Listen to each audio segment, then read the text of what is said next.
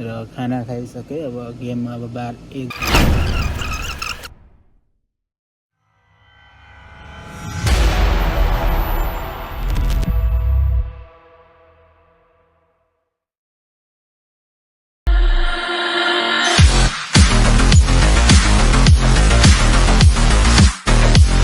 What's up, alright guys, welcome back to my vlog channel. I hope सबैजना राम्रै हुनुहुन्छ होला। म पनि राम्रै छु गजरी। र म चाहिँ अहिले स्पिडमा टाइप बुक गरेर फेरि भयो कतिखेर मलाई बोलिदिन्छु, कतिखेर हिन्दी बोलिदिन्छु, कतिखेर इङ्ग्लिस बोलिदिन्छु। म पागल। म चाहिँ अहिले उसमा डाइभ खोल्न आएको छु, साँचो खोल्न आएको छु, शुद्ध नेपाली बोल्छु।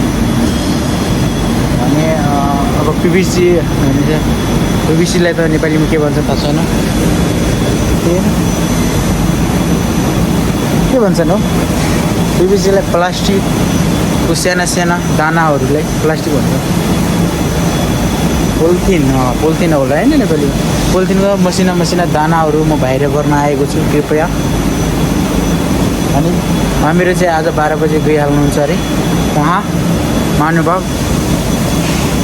म चाहिँ त्यो चाहिँ एसकेपीको सामान, एसकेपी भनेको चाहिँ डिपार्ट है, डिपो भनेको क्षेत्र।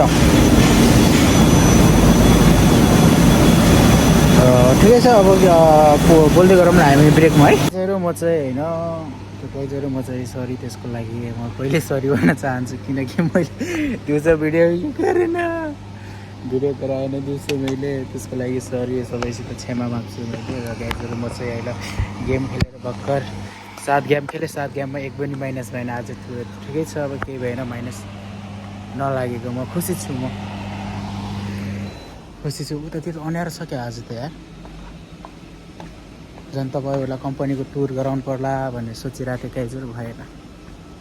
सोचे जस्तो भएन यो मेरो जिन्दगीमा।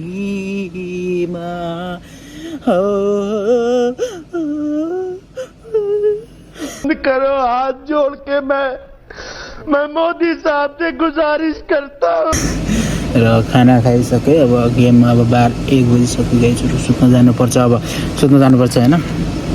यताउता गेम खेल्दाखेरि ठोकुलाई के गर्दाखेरि गेम खेल्दाखेरि के हेरेर छैन। जो खान्थ्यो गेम खेल्दा अब एकछिन विचार गरौँ लाग्यो। र भयो त बाहिर सुत्ने हामी चाहिँ अब यसो।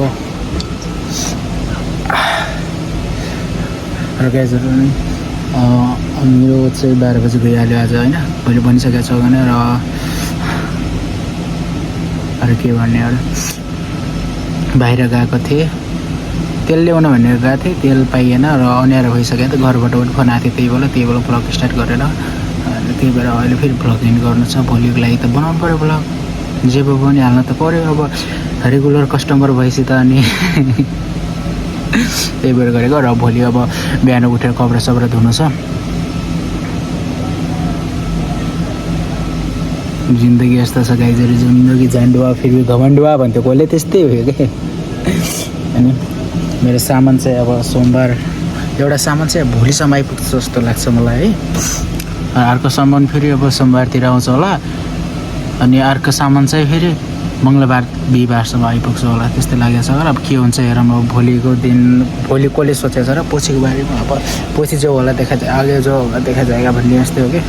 जसले आउँछ त्यसलाई अनबक्सिङ गरौँला हामीले चाहिँ नयाँ आइटमहरू सबै गरेर। कति महँगा सामानहरू ल्याएको छु, भिडियो हेर्नु न तपाईँहरूले। के गर्ने रुने मन लाग्छ। र त्यो भयो भने चाहिँ कन्फिडेन्स आउँछ क्या, अलिकति कन्फिडेन्ट भन्ने चिज आउँछ। त्यो पछि म जहाँ भयो भने, जहाँ गयो भने, बाटामा भयो भने, म एक्लै भयो भने म ब्लग यस्तो राम्रो बनाउँछु, तपाईँहरूलाई यस्तो राम्रो देखाउँछु नि।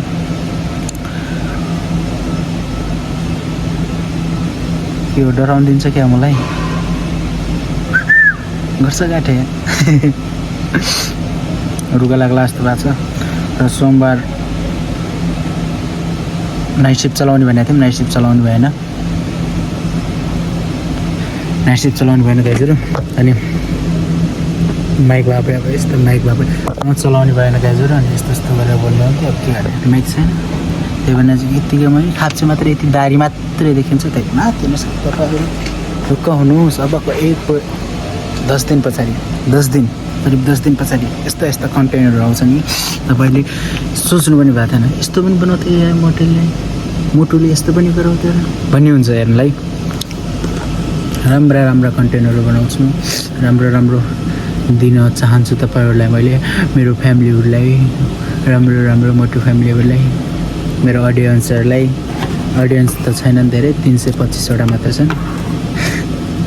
त्यही पनि अब 325 जनामा 325 जनाले हेरे पनि यार कति खुसी लाग्दा मलाई 5-6 भ्युज आउँछ यस्तो रुने मन लाग्छ नि। कहिले साथ आउँछ कहिले यस्तो हो नराम्रो चिज हाले त म आएकोसम्म होइन। अस्ति न पायल गेमिङको भिडियो हाल्थेँ, फोटो र पायल गेमिङको भिडियो हाल्थेँ, 135 भ्युज आएको छ क्या, 135 भ्युज आएको छ लङमा है। म विदेश आबाट लङमा फर्स्ट टाइम त्यति भ्युज आयो होला है। पहिला त आउँथ्यो, अब पहिला त 1000 क्रस आएको छ लङमा पनि। पहिला मैले कन्टिन्यू गरेँ, अब त कसम अहिलेसम्म त मोनिटाइज गरेँ भने अब केही भइहाल्थ्यो होला होइन।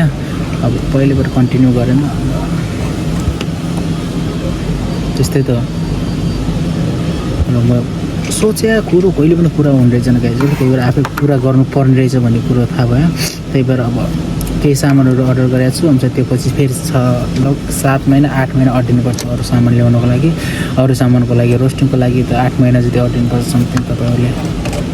हुन त हुन्छ, अब अमिरोले चाह्यो भने हुन्छ, अमिरो घाँस काट्न गयो भने हुन्छ। अब सम्झिने पानी छम्किने भयो, सम्झिने पानी छम्किने भन्यो यो अब होइन। त्यही त अब घाँस काट्न गयो भने त 2 छिट घाँस काट्न गयो भने पैसा पुगिजान्छ मलाई चाहिँ।